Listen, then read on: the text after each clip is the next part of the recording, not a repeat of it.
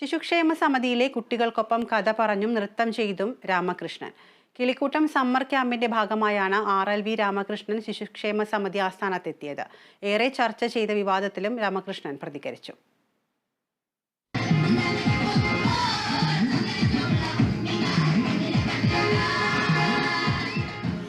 കൊട്ടും പാട്ടുമായി അവധി ദിനം ആഘോഷിക്കുന്ന കുരുന്നുകൾക്കിടയിലാണ് RLV രാമകൃഷ്ണൻ അതിഥിയായി എത്തിയത്.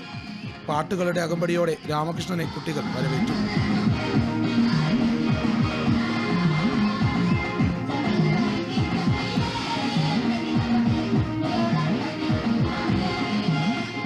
വിവാദങ്ങളടക്കം നിരവധി ചോദ്യങ്ങളാണ് കുരുന്നുകൾക്ക് RLV രാമകൃഷ്ണനോട് ആരായാനുണ്ടായത്.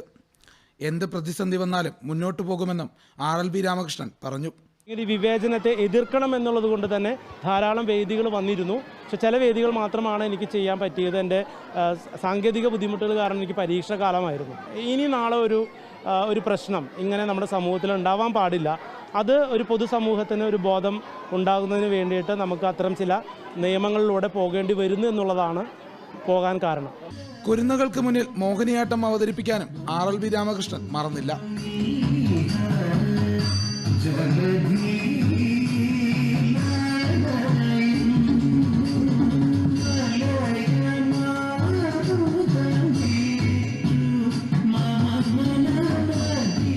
Kerala vision news, Thiruvananthapuram.